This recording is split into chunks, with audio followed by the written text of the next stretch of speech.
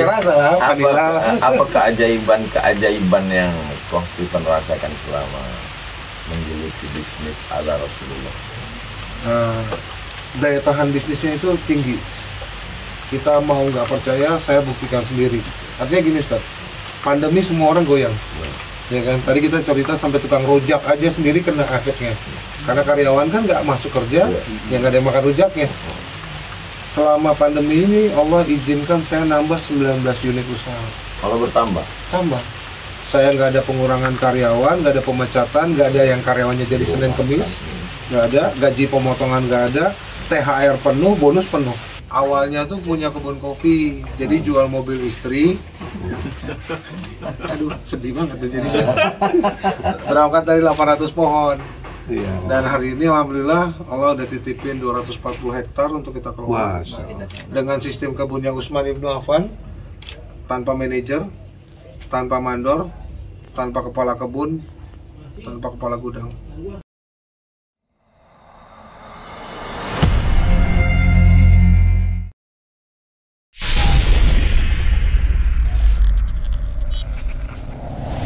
Jadi sistem yang dilakukan sistem kebunnya Utsman, lalu sistem manajemennya punya Abdurrahman bin Auf juga.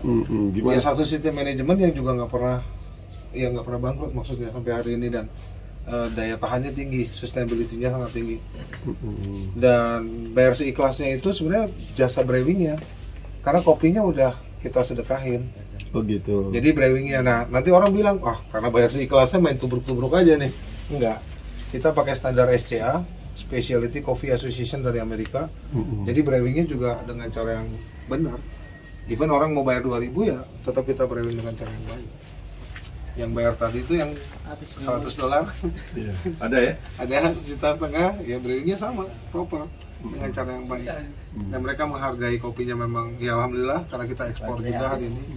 Punya ini kebun kopi. Awalnya tuh punya kebun kopi, jadi jual mobil istri.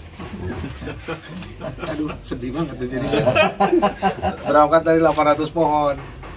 Dan hari ini alhamdulillah Allah udah titipin 240 hektar untuk kita kelola. Dengan sistem kebunnya Utsman Ibnu Affan, tanpa manajer, tanpa mandor, tanpa kepala kebun, tanpa kepala gudang, tanpa kepala logistik. Jadi pas panen langsung bawa aja. Panen saya ekspor. Ini 3.000 orang. Ini saya punya duit 10M misalnya. Yaudah kita bagi rata. Jadi mereka dapat berapa, aku dapat berapa. Sama. Persentase ya? Sama. Iya. Dan itu ternyata lebih aman. Jadi aku nggak perlu ada manajer. Ada yang tidur-tiduran, teman yang tegur. Kan sama duitnya. Kamu mau tidur. Nah, dan alhamdulillah. Mereka nggak merasa karyawan. Betul. Semua ngerasa ownership-nya ada. Memilikinya ada. Sistem itu yang dipakai rumah makan minum. Nah, tuh. Aku nggak bikin sistem. Dan orang nanya sistemnya bikinnya gimana? Enggak. Mendingan main ke Padang tuh. Orang jalannya udah lama. Nah, kalau mau lihat lagi, tukang parkirnya pun dapat bagian.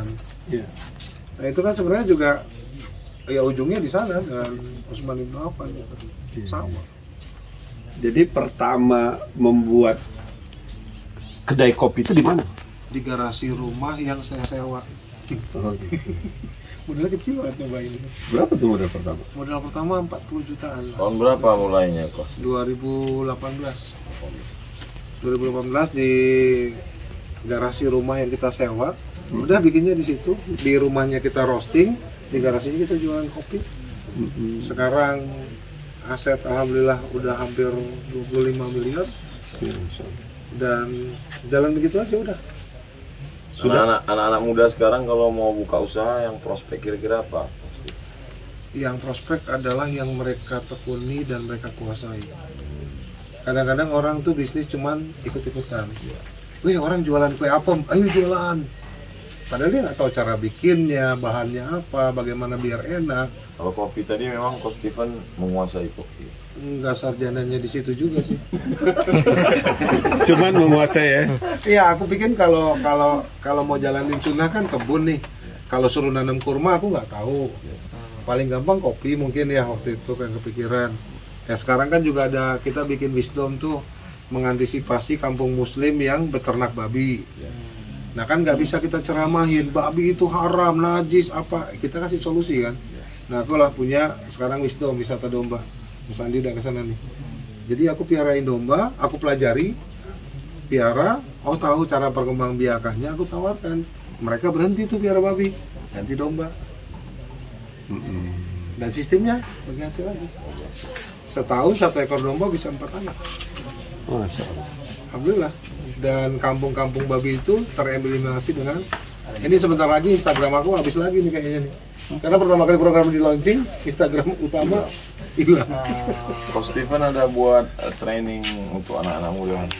Iya kadang-kadang, tapi di desa-desa. Berapa pesertanya? Sedesa. Biasa lebih intensif kayak 3 bulan di situ. Perlu Ustaz Endi bukan anak muda buat training. Iya. Berapa hari biasanya? Oh nggak bisa berapa hari, harus terus berkesinambungan. Jadi dampingi, ajarin mereka. Karena kan kadang-kadang, wah ini major saya ini ekonomi, oh major saya ini bengkel, oh saya ini tukang benerin radio. Enggak, saya sarjana ilmu komunikasi juga nggak nyambung kan. Kopi. Iya, ke kopi ataupun ke domba kan nggak nyambung. Cuman kalau memang manjada wajada. Tapi dengan domba kan juga perlu ada komunikasi yang baik. Aduh bahaya. Ngeri nih. Udah akhir tahun domba. Aduh. Didi, itu ya tadi ya. Enggak apa-apa kan emang akhir tahun kan banyak yang beranak. Domba ya benar. Iya. Harus pandai memeliharanya supaya anaknya banyak ya. Iya. Cuman itu sih Ustadz, aku paling ikhtiarnya sekarang kan banyak kan nggak main di kota kok, di belakang-belakang ngeberesin yang kecil-kecil inilah. Aku pikir nggak ada asatid yang ke sana, ya udah kita di sana.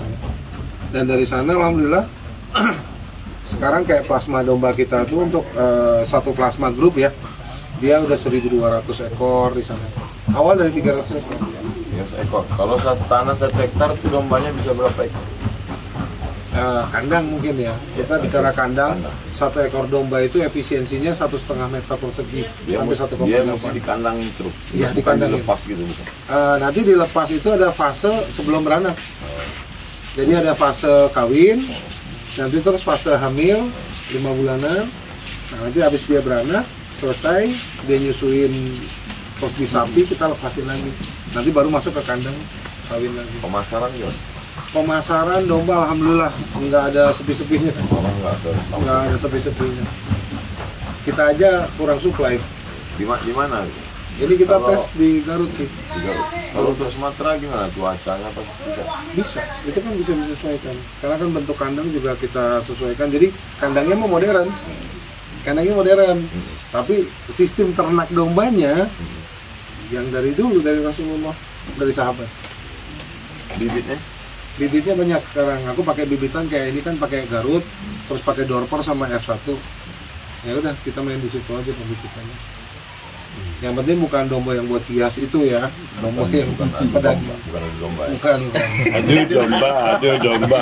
Romera mah dong. Bang, iya, Dan bukan pula kambing hitam ya? Tapi domba yang hias itu kan malah mahal ya, kok umur Iya. baru Oh, setengah itu mahal. setahun ya. 1 ekor bisa 100 juta, 200 juta. Yang di salon-salon tuh. Iya, yang ininya pakai minyak zaitun, Oh. harus digosok tuh pakai minyak zaitun. Dikontesin tapi Dikontesin. Nah terkait kopi tadi, sekarang kedai kopi sudah berapa banyak? Sudah alhamdulillah selama 4 tahun Allah izinkan berkembang jadi 51 hari ini. Berapa kota? Paling jauh tuh di Palembang, yang dekat ke tempat Ustaz, Lampung. Terus ada di Banjarmasin, di Samarinda. Paling jauh di Pineng mungkin, kalau akan Pinang seberang. agak nyebrang dikit. Ya. Kalau ada anak muda kita di Batam, di Pekanbaru mau buka, gimana caranya? Bisa ada, kan ada kedaicoger.com, bisa di situ nanti Apa konsultasi. nama webnya? Kedaicoger.com. Kedai Coger. Nah itu di situ Apa nama warung kopi? kedai coger. Kedai Coger. Nah coger, Kopinya kopi coger juga. coger juga Apa dari yang, kebun. apa yang mesti disiapkan anak muda ini? Mental, pengen maju kan. Mesti ruko, mesti apa? Tempat ada yang terbuka kayak gini juga ada yang garasi rumah juga ada. karena ngikutin basicnya kita kan. Ada ruko Ada juga. yang ruko udah mapan. Oh, itu yang udah mapan. Udah mapan. Biasanya ada yang mulai itu bahkan dari mall tuh yang kecil-kecil itu. Yang Paketan. yang berat itu kan mesin pembuat kopinya. Gimana? Nah, orang tuh selalu orientasi kalau bikin kafe mesin harus bagus. Iya. Enggak. Kalau kita balik skill yang harus bagus. Mesinnya biasa aja. Mesin biasa aja. Karena kadang-kadang mesinnya bagus, skillnya nggak ada. Jadi kan perbandingan gitu. Apalagi kalau dibuat dengan rasa ya. Asik. Cinta. Iya pakai rasa lah. Vanilla. Apa keajaiban yang Kong Steven rasakan selama menggeluti bisnis ala Rasulullah? Daya tahan bisnisnya itu tinggi. Kita mau nggak percaya, saya buktikan sendiri. Artinya gini Ustaz, pandemi semua orang goyang. Ya kan, tadi kita cerita sampai tukang rujak aja sendiri kena efeknya. Karena karyawan kan nggak masuk kerja, yang nggak ada yang makan rujaknya. Selama pandemi ini Allah izinkan saya nambah 19 unit usaha. Kalau bertambah, Tambah. Saya nggak ada pengurangan karyawan, nggak ada pemecatan, nggak ada yang karyawannya jadi Senin Kemis, nggak ada, gaji pemotongan nggak ada, THR penuh, bonus penuh. kenapa tidak berefek ke bisnis kopi? Bukan bisnis kopinya sih sebenarnya. Kalau bisnis kopi kan kita dapat mesin orang juga, ada yang kedai orang tutup. Tapi pada saat ini memang bayar siklusnya, ini efeknya agak-agak panjang ya. Jangan sampai nanti orientasi aku berubah di bisnis nih. Jadi orang datang, nggak apa-apa, datang aja. Lu datangnya ke tempat gue sini, ngopi aja nggak apa-apa. Aku sering gituin Ustaz. Gue nggak ada duit nih, nggak apa-apa lu datangnya, lu pengen ngopi, datang aja nggak apa-apa kan, bayar siklusnya juga, punya goceng bayar aja goceng. Pada saat mereka punya si goceng tadi 5.000 rupiah, iya, dan mereka tetap ngerasa apa ya? Oh, kita tetap diservis, kita tetap dapat kopi yang baik dan bagus dan proper, benar ya. Pada saat mereka kembali mulai bergeliat, mereka nyari saya. Kombinasi antara rasional dan irasional. Iya, banyak kan irasionalnya. Karena kalkulatornya Allah, ya sulit. Alhamdulillah. Dan itu benar-benar Allah yang tahu deh. Benar-benar Allah yang tahu. Dan Mas Andi sebenarnya tahu sih. Semakin kita banyak spending, karena kan keuntungan menjadikan masjid. Jadi dari kopi kedai Coger ini sudah 67 masjid yang terbangun, 7 madrasah. Satu lagi mau diresmiin besok, Jumat besok. Dan semakin kita banyak spending, semakin Allah datengin lagi gitu. Kayak sebenarnya kata-kata sahabat mungkin ya, koreksi kalau saya salah. Ada salah satu sahabat yang benar-benar dia gagal untuk jadi orang miskin. Dan itu lagi lagi di dalam ya. Lagi kayak di nggak tahu gimana itu di Kenapa Coach Steven nggak buat semacam pelatihan yang terstruktur, penerimaan dalam 1 bulan berapa angkatan untuk menyelamatkan anak-anak muda entrepreneur? Ada, cuman gini, Apa kendala?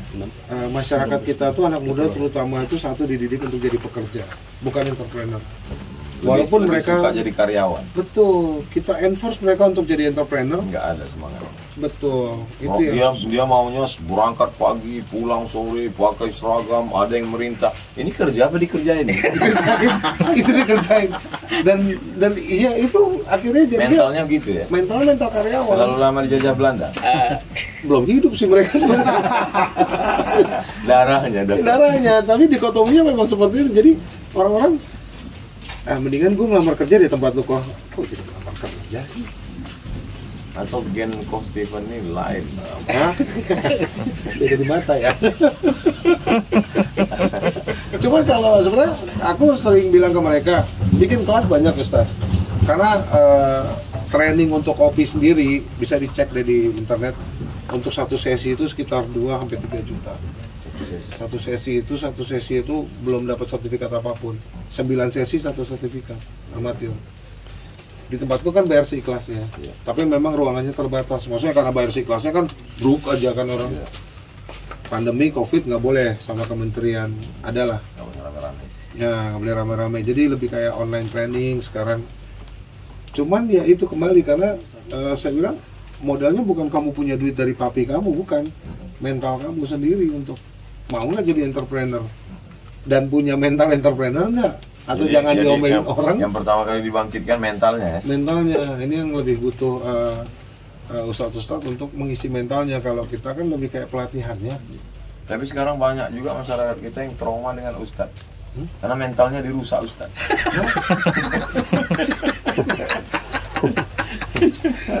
Ini media ini. Ustaz, gimana Ustaz melihat Ustaz? Coach Stephen. Coach Stephen mengembalikan lagi konsep rezeki dalam Islam, konsep sedekah berbagi, konsep yang selama ini terkubur. Orang kalau sudah bicara Islam selalunya berpikir tentang fikih sholat, ibadah, kaki celana, jenggot, khilafiyah. Padahal fikih muamalat kita begitu besar tentang jual beli, transaksi, pinjam meminjam, gadai menggadai. Jadi beliau sedang mengembalikan itu. Maka mesti bersinergi dengan Ustadz, bangkitkan semangat orang. Jangan khiyarukum fil jahiliyah, khiyarukum fil Islam. Ketika orang pada zaman jahiliyahnya semangat buat kafe, semangat buat ruku, jangan setelah dia hijrah justru di masjid bawaannya mau mati aja. Dia justru lebih semangat. Coach Stephen setelah hijrah dia lebih semangat untuk buka begitu banyak cabang. Tapi yang cabang yang beliau buka ini hanya cabang kopi, bukan cabang yang lain.